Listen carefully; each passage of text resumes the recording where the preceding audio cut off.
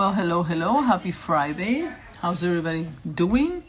And I'm happy to be here. Today I'm going to be alone, so I'm going to be doing some content in English for our English speaking followers of Genesis Project. Thank you for being here. Just to give you a brief outline of what we are, Genesis Project is it's a project that we started, a friend of mine and I, because we were victims of the same integrated psychopath, and so we decided to make it our life mission to educate people on what the effects are for victims who have been involved in relationships where there has been narcissistic or psychopathic abuse. We have a support group via WhatsApp, so if you want to participate in that, please send us an internal message, a direct message to Genesis through the internal means, and we will get you in. Hi Monica, hi Ruben. And so we would be happy to, have you join the team. And there's a lot of people that we have helped, because nobody will understand better what you have gone through than somebody who has gone through the same issues that you have. As a victim or as a survivor, you always feel that you are alone or that you're going crazy, because that's part of what they want you to believe, and it is not true. You're neither crazy nor alone. So we are here for you. We are here to help you heal. We're here to give you more information. Information is key, because once you can understand, you can accept. Once you accept, you can move past that. So welcome and thank you for being here. Today we're going to be talking about hi Fernando, how are you? Thanks for joining us from Chile.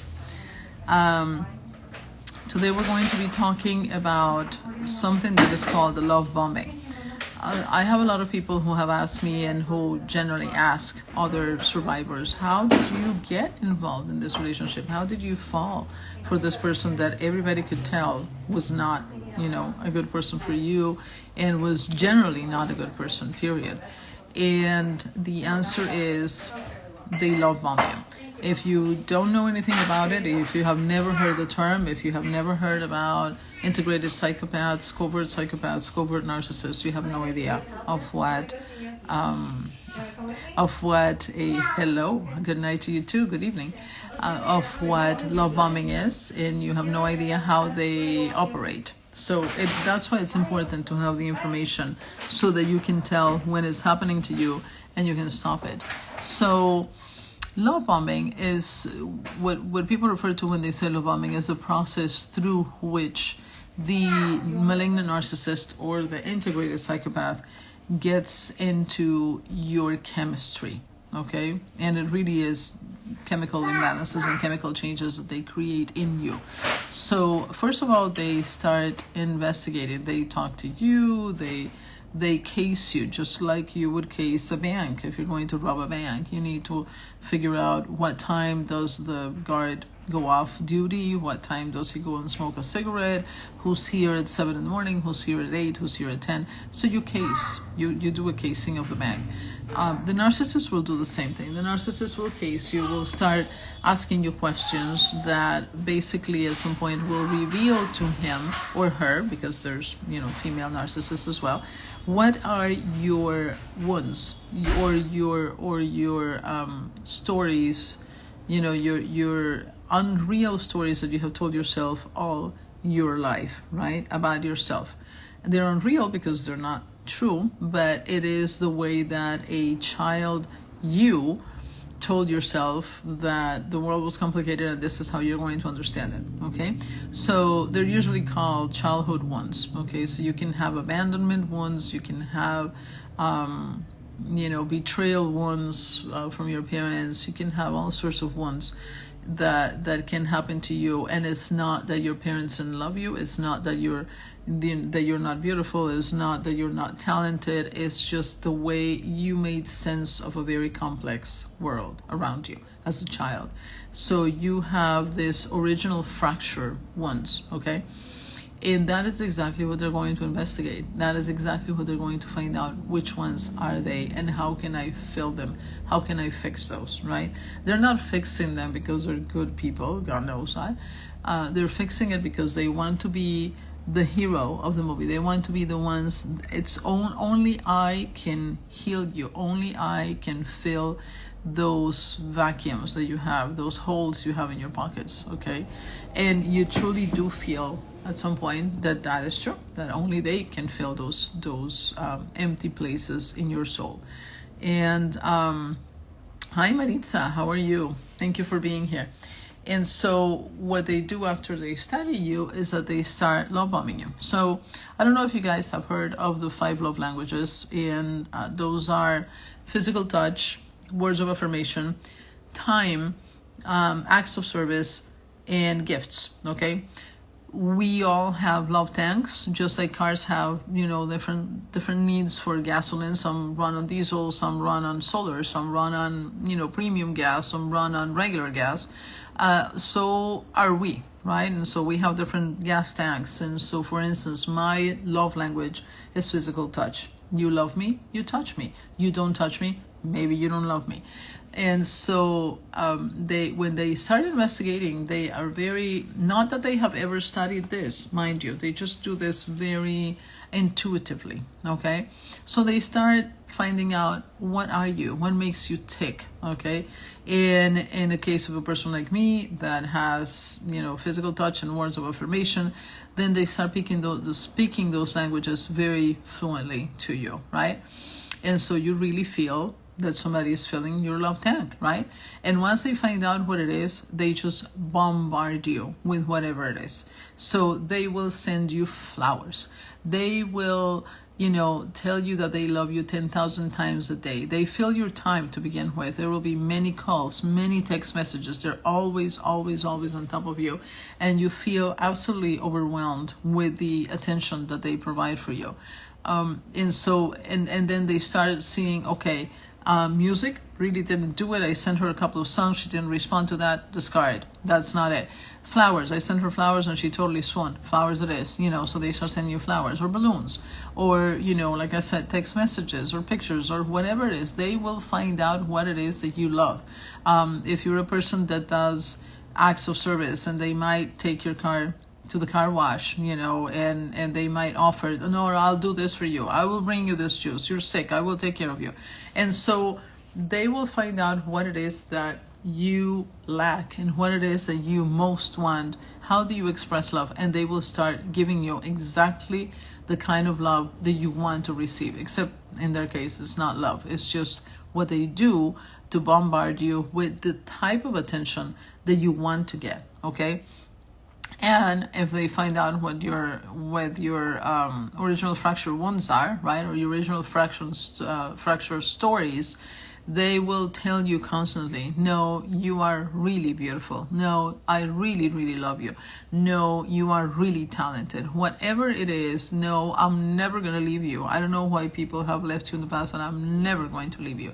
So whatever it is that you have told them, they will use it, so that you start seeing them truly as the one rescuer that you needed in your life, and you start feeling like this is a person that I always wanted. It truly is my soulmate. And so that's what we call the process of soulmateization, and it happens in the love bombing. So what happens in your body during a love bombing is something really interesting, and it's what creates the addiction, the chemical imbalance in your body. So what happens is that they create a flood of a neurotransmitter called phenylethylamine, and another neurotransmitter that you have heard about, which is dopamine, right? So they flood your system, absolutely flood your system with dopamine and phenylethylamine. Phenylethylamine is a family of methamphetamine. So imagine just how very potent that substance is in your body. So what happens when you are feeling that way, when you feel the elation, right, that they create in you, you start getting addicted to that, because it's a substance that you like having in your body. It's a substance that makes you feel really, really, really good. And so you crave it. You start feeling like, wow, every time he calls me, I get this feeling of levitating. Like Gloria used to tell me, I'm levitating. I don't walk anymore. I levitate. Every time he calls me, I levitate. Every time I think about him, I levitate. And so that unrealistic feeling that you're just, I don't know how else to explain it. You're 17 again, you're walking on clouds, you've never felt this in love before, and hopefully ever again, because if you do, then likely you are in love with another psychopath. And so that feeling is just really, really hard to compete with, right? And so you start getting addicted to that feeling. You start getting addicted to that substance in your body. So during the love bombing itself, every so often, they will disappear. There will be a day that you don't hear from them, that you don't see anything from them. And that's when they gauge, how is it working so far, right? And so they have bombarded you with messages. They have bombarded you with, pictures and flowers and chocolate and whatever it is that they have found, and love messages, and telling you that they can't believe their luck, that they cannot believe that they finally found the woman of their dreams, or the man of their dreams if it's a woman, and that they never imagined that God would give them such a reward, that the universe would be so grateful to them, so nice to them. And so you start, feeling that addiction, and then all of a sudden one day they disappear, no more. So what happens on that day is that you have an extreme withdrawal symptom, right? You feel that low of, oh my God, what happened? Why is he not here? Why is she not telling me? Why is he not, filling this void inside of my soul that up until now nobody filled? And so you start feeling really, really bad, and you start desperately trying to call, or, hey, how are you? You send the text messages, no response, and you get more and more and more worried as the time goes by. And so eventually what happens is that they reappear the next day, or later on that day, like really late, and I'm so sorry, I left my car in my house and I had to go out and I didn't have a phone the entire day, or my phone got disconnected, or it fell in the pool. You name it. There's always some excuse for why they didn't provide you with that drug that you're now used to, right? And so the more, hello, thank you for joining us, cara di video. So the more you feel that addiction, right, the more you're going to feel relieved when they come back the next day or later on that night, right? And they will notice it. And so they know that it's working. They continue with the love bombing until finally you are at a point of no return. There's no way that you can say no to this person anymore. You are absolutely head over heels in love with them. And absolutely addicted, because it's not love, it's an addiction. It's a chemical imbalance in your body. It's too much phenylethylamine swimming in your body.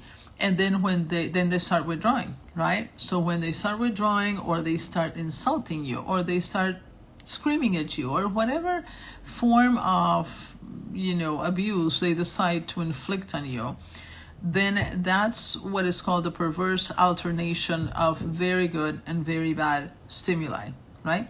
So once you have that perverse alternation, you're talking about a very Pavlovian training, all right?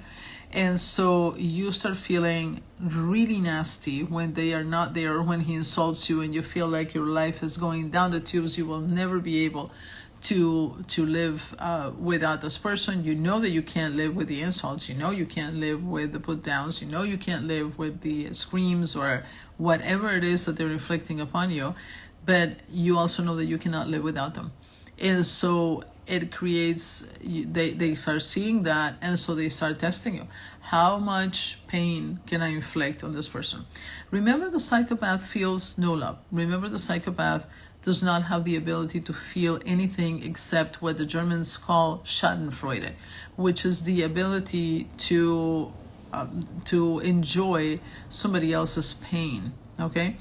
And so that is the only thing that they can feel, hence why they inflict pain on you, because it's the only way that they can feel, right, anything.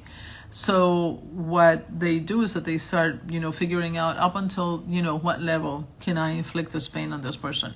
And when they see that, okay, I've gone too far, right, because you're like, all right, I'm leaving, I can't. I know that I may have to throw myself off of the Golden Gate Bridge, but I cannot live with you anymore, and I would rather jump off the Golden Gate Bridge.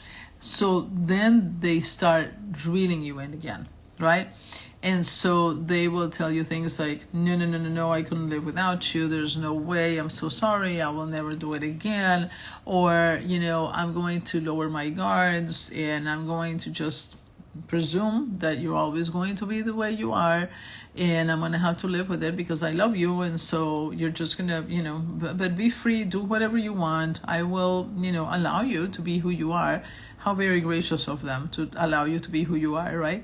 But they tell you that, and you feel like they really are making a concession, and you feel like literally the cortisol. So when they leave, when they scream, when they do bad things to you, your body starts going into a very, very high extreme volume of cortisol, right? Which is the neurotransmitter of the stress, right?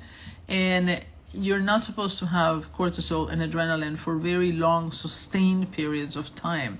It's supposed to be a very quick response so that you can run away from the saber-toothed tiger that is attacking you, or that you can, fight it, or that you can flee from it or whatever. But it's supposed to be very, very short-lived, right? It's not supposed to be in your body for long periods of time. When they stop talking to you, they give you the cold shoulder, the ice treatment, they disappear, they leave you, they come back, whatever. Before they come back, what you feel is this ball inside of your body that is literally killing it. And many victims and survivors end up with things like fibromyalgia, cancer, you name it. There's all sorts of diseases that we somatize because of the abuse that we have been exposed to. So once you have those hormones in your body, they destroy your body. You're not supposed to have them for such a long period of time. So if you have gone for a whole day with a high level of cortisol in your body, it's going to start destroying organs. It's going to start creating illnesses for you. But that's what they do. So the moment they come back and you hear the car and you hear the keys opening the door, you don't know. You're still under high adrenaline because you might have to fight. You might have to flee, right? You don't know why they came back. And then all of a sudden they come back and they hug you like they've never hugged you before. And they tell you, I love you, I just couldn't stay away, and I'm so sorry. I don't know what comes over me when you make me do these things, because it's always your fault, remember that. But I really cannot imagine my life without you. I want you to stay. I want to stay with you, and let's never fight again, right? So that cortisol totally dissolves. Guess what? Now you have, again, phenylethylamine in your body. And so your body goes through this roller coaster of phenylethylamine and cortisol, phenylethylamine and cortisol. And there's never a moment in whatever many years your relationship lasts that you don't have a high amount of those two things in your body, okay? What happens is that at the beginning of the love bombing, you have a heck of a lot more of the phenylethylamine and the dopamine because they are trying to get into your life. And so they are trying to keep you there. They're trying to give you all the pleasantries, that they can. And only then do they start to slowly but surely erode it by creating the other effect, right? So what happens when they, withdraw their affection, when they withdraw their presence, when they withdraw their words, or whatever it is that you were addicted to, and whatever your language, your love language is that you go through literal withdrawal symptoms, right? And so you can be physically ill, you can throw up, you can have, you can feel nauseous, you can get headaches. There's all sorts of things that happen because you are in absolute uncertainty of what's going to happen to you. They know what's going to happen to you because they're totally in control of the situation. They know they're going to come back. They know they're just gauging and testing, right? They know that they just did it for the thrill of making you feel miserable so they can feel schadenfreude, right? But they know they're going to come back. They're not going to leave a victim just like that at the first time. So, they don't have any kind of stress whatsoever. You're the one who's going through the withdrawal symptoms because you think that they might not come back. But they will. They always will. Unfortunately, that is a truism. The psychopath will always come back. I don't care if it's been 20 years. I don't care if you have remarried twice. I was told that by one of his ex-girlfriends, whom by serendipity and goodness of the universe I met. And she was the one who told me the maxim that we have then adopted, that you're not alone and you're not crazy. And she said, I don't care if you have been divorced for 20 years, if you haven't seen him for, 20 years, if you have had 3 boyfriends and 2 husbands, once his, you're always his. He will always come back to you. So that's why zero contact is so important. That's why blocking them is so important, because they will always come back to you, no matter what. So, and they can inflict the same amount of pain, right? So even when you have healed, and we're going to do a program on how do you know you have healed, but even when you have healed, depending on the amount of time that person was with you, there will always, even if you no longer love them, even if you're no longer under their control, your body will still have a chemical reaction to seeing that person, because you have post-traumatic stress disorder, because you had a trauma with that person, right? And so it will always be present. So that's why we recommend, don't see them ever again. Don't go stalking their social media. Don't do that, because you're going to be hurting yourself more than you're going to be helping you. And so don't do that. Anyway, so the love bombing is the first stages. Not only the first stages, because they continue to love bomb you throughout the relationship, except that as the relationship goes through, there will be less and less periods of love bombing and more periods of abuse, right? And so when you go through that withdrawal symptom of, oh my God, I'm feeling ill, I'm feeling sick to my stomach, I can't live without him, what am I going to do? You feel palpitations. There was a time that I thought I was having a heart attack. And so when the person comes back to you, so you feel literally like a drug addict, like, where is my heroin, where is my cocaine, oh my God, and you're climbing the walls. You cannot see your life without getting that hit of phenylethylamine that you need in your body from that person. So that's when they come back and you feel like, okay, I'm getting my cocaine again, I'm getting my heroin. I've never done drugs. I don't know what it feels like, but I now know what they feel like, and I know why they're addicted, because when you don't get it, you have this feeling of, I'm going to die if I don't get it. And so now I understand drug addicts, because I have been addicted to my own adrenaline and to my own phenylethylamine. So I understand exactly what withdrawal symptoms feel like.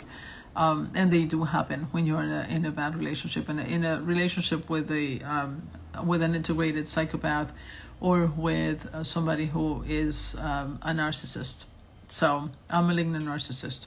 But anyway, so that is what love bombing is. Be aware of people who have barely met you. I laugh because I'm doing online dating now, and I get, a bunch of guys who immediately, when they give you a like and you like them back, and they're like, oh, honey, sweetheart, this and the other.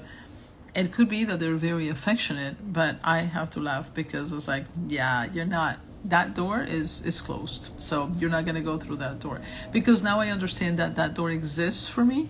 And so they can, it can be that they're very affectionate, like I said, but it's going to have to be proven in time. So I don't fall for the first, oh, I love you, you are incredible, this and the other. It's great that you tell me, but I'm not gonna fall as quickly as I did with this person in my life. So you have to, basically, knowing about the love bombing creates all sorts of red flags, right? Now, that doesn't mean that romanticism doesn't exist. That doesn't mean that there are good people out there who will genuinely give you, flowers, or send you balloons, or a box of chocolate, or take you out and, give you champagne and sing a song to you if they sing. So all of that can happen.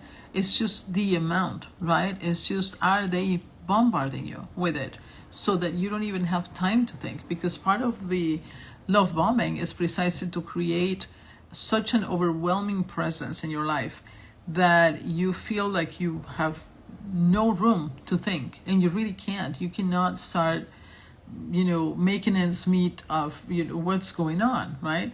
So Gloria used to tell me that she was so overwhelmed with his presence and with everything that he was telling her, that she never questioned that that he was basically making empanadas and selling them out of his car, but yet he had a Mercedes Benz. And she's like, well, okay, I thought he was a very prosperous musician, but I didn't understand why then he had to go and sell empanadas, during the pandemic, because if he has money, when he claimed to have all this money and to have all this, things, why did he need to sell food out of his car?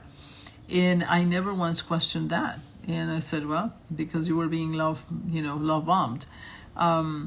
So there's many issues that, he always told us that, my exes adore me. They're all still in love with me. And I never, questioned why did they leave you then? Why are you not with all those exes who adore you? And you don't even think of asking that question at first, because you're so overwhelmed with everything else that you're like, I don't give a damn. I don't really care, why he's not with them, because I'm so fortunate to have him in my life. And so you don't question anything. And then you don't question it later on because you are so afraid that anything you say is going to bring on a withdrawal of that affection that creates in you that incredible feeling. And so you're like, no, things are good. I'm not going to bring that up. I don't care. I'm never going to question that. And if you're in the middle of a fight, then obviously you're in the middle of a fight and you don't have the energy to go. They got more stuff to fight because you're very afraid. In my case, he was bigger than me. I was always afraid that he would get physical and attack me. And so I was always very on the ready to just leave the house before I was physically attacked. They're smarter than that. Most of them are smarter than that. That doesn't mean that none of them are going to get physical with you, so beware. But they try because they know that they can go to jail, and nobody likes to go to jail, much less them. So they will generally keep this side of the line of legality. All right. But don't ever trust that. Always make sure that you have a safety plan in mind. How are you going to leave the house? How are you going? Where are you going? I always had a bag of clothing, extra clothing, toothbrush, whatever, where my emergency tire was, so that he wouldn't see it, and it was always there. So because I knew that at any given point I would have to escape from my house. So anyway, but yeah, that's basically what love bombing is the extreme attention that you get at the beginning of a relationship that is going to be abusive, and you're going to get it in whatever form it takes to fill your empty pockets of love, right? And that's why they studied you. But anyway, so that is our short program for today. Have fun, you guys. It's a weekend. Go out and have some fun. And I hope that this is useful to whoever is going to listen to it. We're going to put it also on YouTube, on our YouTube channel, and we hope that you can pass it on to people who might be in need of having this information. All right. Have fun. Have a fun weekend, and happy November. Bye bye.